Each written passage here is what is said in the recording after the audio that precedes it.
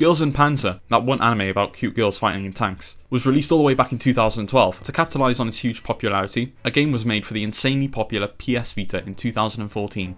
It all started on the 14th of November 2013, when Namco Bandai teased a new game through a website named newtitle02.bngames.net. And for anyone wondering what New Title 01 was all about, it was for a mobile game called Breakburst. Anyways, newtitle02.net, when viewed, showed an image of an animal and then some facts on the side. At first it was just a rabbit, which is understandably confusing, but it did start getting gears turning in some people's heads. Like this blog where the writer thinks it could be a Raving Rabbids game. Just forget that that's Ubisoft. Over the next few days, the site added an image of a hippo, duck, turtle, and the rest of the animals that are teams for Ori. The speculation was put to an end on the 17th of November, only 3 days later and in Ori itself. That day was the Anglerfish Festival, which has been held annually in Ori since 1996, with the amount of participants increasing more and more since the release of Girls und Panzer, with its numbers being 60,000 in 2012 and over 100,000 in 2013. The event included food, music, and Ori's mascot busting the sickest moves I've ever seen. Of course, many of the attendants came because of Girls und Panzer, and there was so much gup stuff there to cater to those people. Merch, lottery, cosplayers, itasha, and also announcements related to gup. The first announcement was a collaboration with Mitsubishi Motors, which included having a 3D model of Miho available on the Mitsubishi Motors augmented reality app. Honestly, I got no clue what this is and I'm not going into it, man. The second announcement was for new postcards that you could pre-order in preparation for the New Year's. And announcement number 3 was that Girls und Panzer would be getting a PS Vita game. People were skeptical. The Vita, although selling most of its units in Japan, still sold nowhere near as much as the 3DS, with it having sold a total of 3 million units when the game released, compared to the 3DS's 15.7 million. So would the game even sell well? It's already based off an anime which is very popular, but it's focusing on fans of that anime series. So you've already got a pool of 3 million players who potentially could buy your game, but then you're narrowing it down even more to people who like gup in that pool of 3 million players. How would it play, seeing as it's going to be a Kara game made to attract fans of the original work? Why play this when World of Tanks is right there and it's free? I'm not sponsored. People were even doubting Namco Bandai's ability to even develop such a game, with many crying out for a Western developer to make the game instead. That day the website was updated, promising more information in the 555th issue of Dengeki PlayStation, set to be released on the 28th of November, which is WRONG! That's when the 554th issue was released. I can't find either of these releases online. I could buy them, but money, so never mind. Time marches forward and more info is released about the game, with some people just excited for a gup game, and others put off by the lack of content and the low quality look of the game from the trailers. And again, just saying to play World of Tanks. At this point they should just sponsor me, hint, comment if you're interested. World of Tanks YouTube channel, please. I love the gup teasers you post, it's so cool. Release day has come. Fans now had the game right in their hands after months of waiting. The game received very okay reviews. The CPUs were criticised the most because enemies would just charge at you and nothing else really. And the performance also wasn't great either. A lot of people were disappointed at the lack of multiplayer too, only having a story mode and free battle. It was really just a game for fans. And then sales shown it with it selling 31,526 copies both physically and digitally over the launch weekend, placing 5th that week, behind other new releases like Watch Dogs and Freedom Wars, which Freedom Wars is a PlayStation's Vita exclusive title, so there was already some competition that week. It drops down to 16th the next week, only selling 4,000 copies, and the week after falling even lower to 25th, so low that its sales numbers aren't listed, but from God Eater 2 in 20th place it would have been less than 2,731 sales both physically and digitally. 39th in its 4th week of release, and not appearing in the top 50 media create sales charts in its 5th week. By this point, most fans who would have had an interest in the game bought it, and that number was about 40 to 50,000. The Girls und Panzer PS Vita game was actually my first exposure to the series, as back in 2022 I was thoroughly searching through the PS Vita's game library for new games to play, and I found this! A tank game with anime kills. Of course I was gonna play it. Not long later, in January of 2023, I actually watched the series for the first time, and on and off since then I came back to the PS Vita game for a quick dose of tank action on the go, but actually sitting down and completing the entire thing was vastly different from just a 5-minute session beating one level every month or so.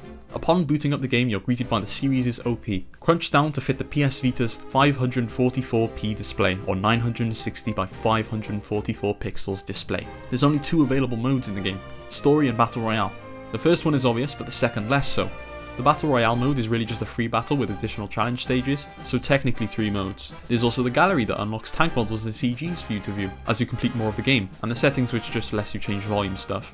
In all of these menus you can also change the music by pressing select. It's pretty useless though, since the music goes back to normal if you change screens anyway, so...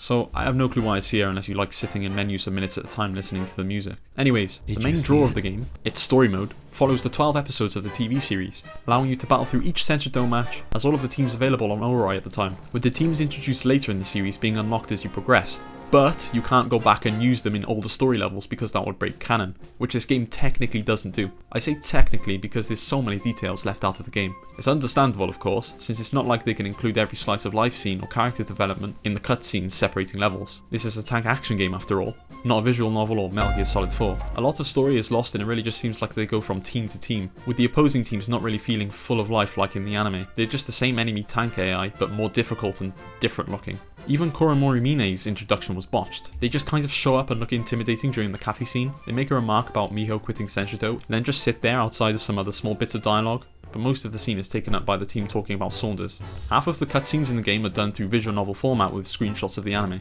and the other half are clips from the anime. The visual novel cutscenes do have voice acting which is taken straight from the anime.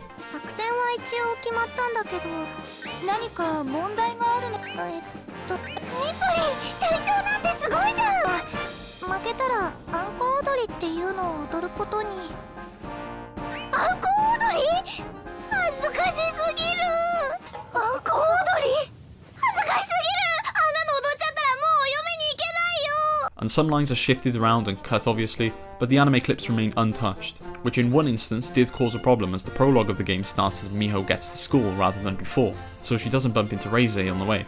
But when they find her during the first match, she mentions that she's the girl from this morning, which doesn't make sense as you haven't seen her outside of the OP yet. Also in the third Saunders mission, the tank sites are different from the ones in the game, but seriously, who's playing this for the full story? It's all to play in the matches, which are quite faithful, sometimes to a fault. Some missions will try and cram in every little story moment, which causes them to be interrupted by cutscene after cutscene to show what's happening. Like in the first mission, your objective is just to travel to the point where the mission ends. Then the second mission starts with a 2-minute cutscene pulled from the TV series. Then afterwards your objective is just to defeat the remaining tanks. It did get a bit frustrating sometimes as I just wanted to play the game rather than watch a crunchy anime clip. Later in the game, there are some really good levels, like the Pravda arc was especially good in my opinion. It was really cool because they had Katusha playing in the background as you fought.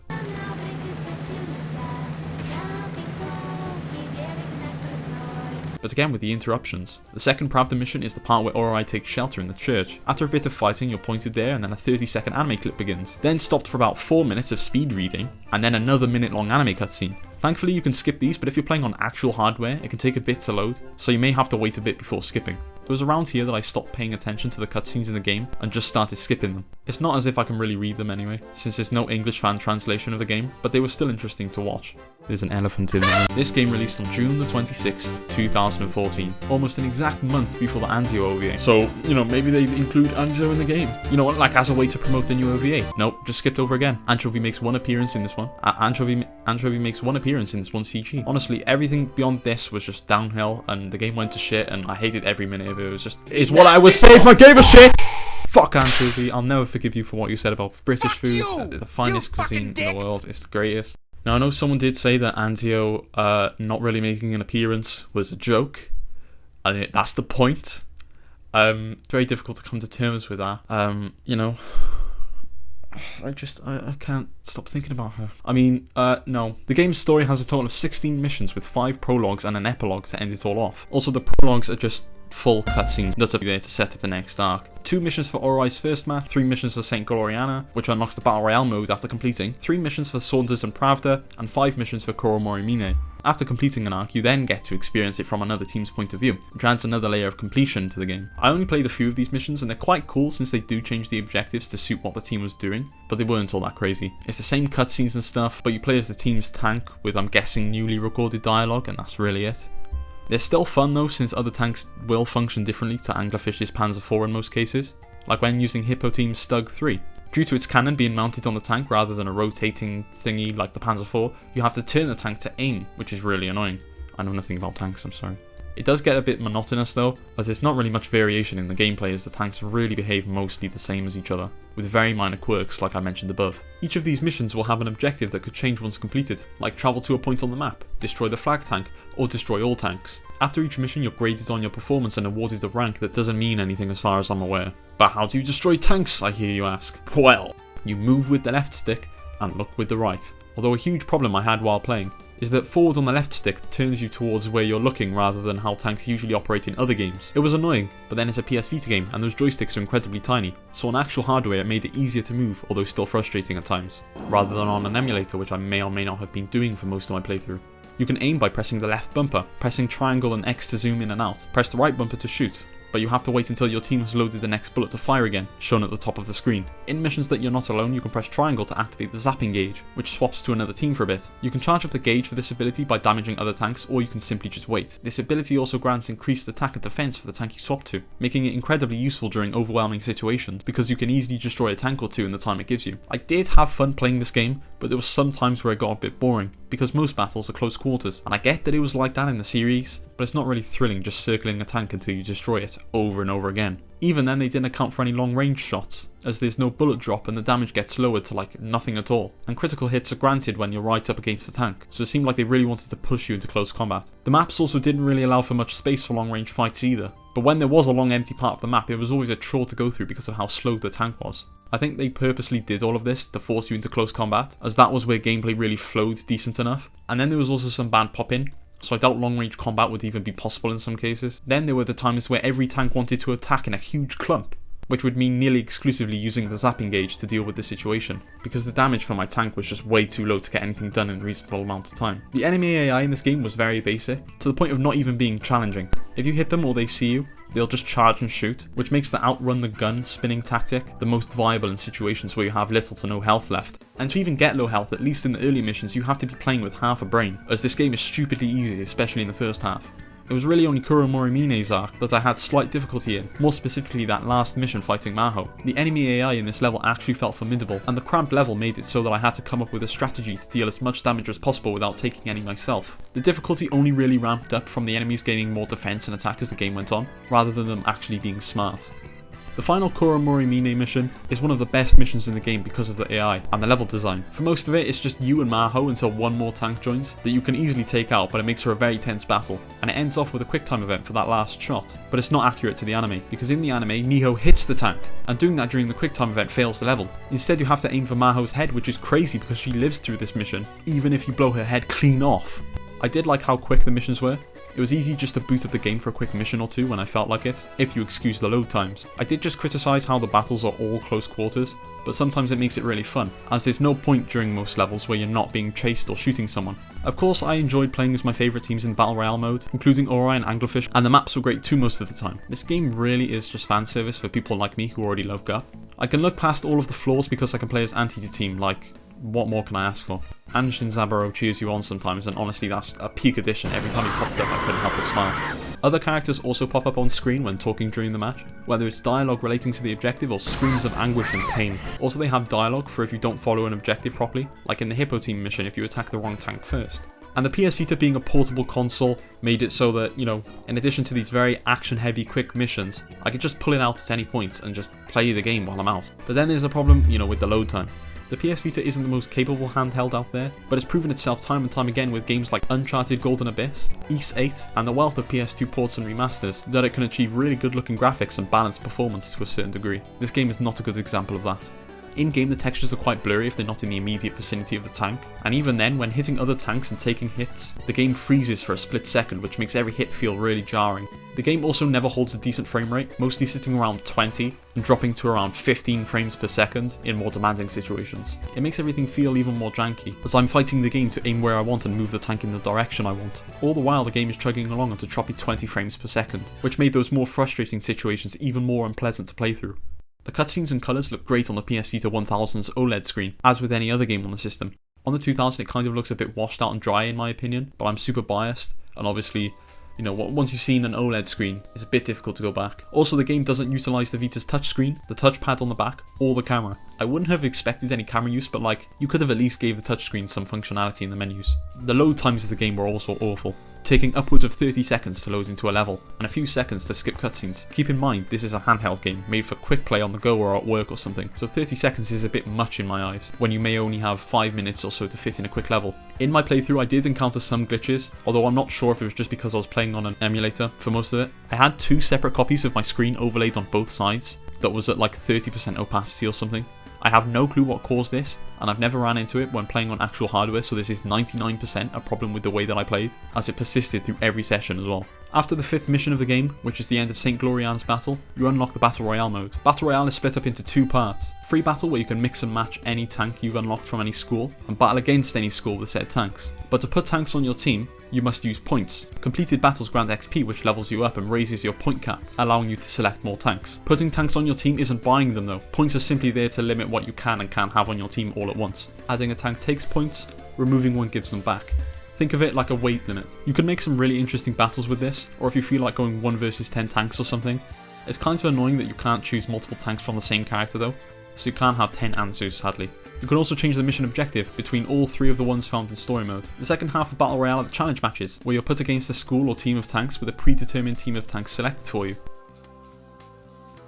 Completing these also gives you XP for free battle, so I just went straight to playing the challenge matches after trying out free battle so I can get more points quickly. There's also another elephant, what the fuck? Anzio is nowhere to be found, even in the free battle modes. They can't be unlocked, which is great, like, why would I want to see her again? Ugh. Backing out and going to the gallery gives us 3 categories we can look at: characters, tanks, and illustrations. Characters gives us a brief description of characters, their favourite flower and tank along with their position on the team. Just going through the game normally unlocked everything in this section for me. Next is tanks, which gives us factual details about it and what team uses it. Pressing triangle lets us view the 3D model used in game, although we can only rotate it left and right. You can zoom in and out and press the right bumper to fire the cannon. You can unlock a total of 39 tanks. The illustrations section shows us all the CGs we've unlocked and experienced by playing through the game. There's 125 of these, but I only had 88 as of writing this section. And I really can't be bothered getting more, and I don't want to find out how. I can't be asked anymore. So, while the game does have its flaws, it was quite fun to play, but that's really only because I was already a fan of the anime. My knowledge helped fill in gaps for the story, and gave me an additional layer of enjoyment because I got to play through my favourite moments and see all of the locations from the anime in game form. So like, if you're somehow watching this and you haven't seen the anime, please just go and watch it. Start a trial for High Dive or something, or whatever is available in your country, just watch it. Like, it's literally just so good. Like, it seems like I ripped the game apart in this video, but it really was fun to play. And to any fans, I would 100% recommend playing this game. But taking away the gup stuff would make this game very boring. That's really all it has going for it, if I'm being honest. Outside of decent enough tank gameplay for a portable game. It does feel quite low quality and janky, plus there's not a whole lot to actually do in the game that isn't just the same thing over and over. But yeah, again, it's just fan service, I love it. But there's another gup game on consoles, being Dream Tank Match for the PS4 and the DX version for the Switch. And honestly, it's just infinitely better in my opinion. There's a lot that I could say about it, which is why there will be a Dream Tank Match video soon, so please look forward to that.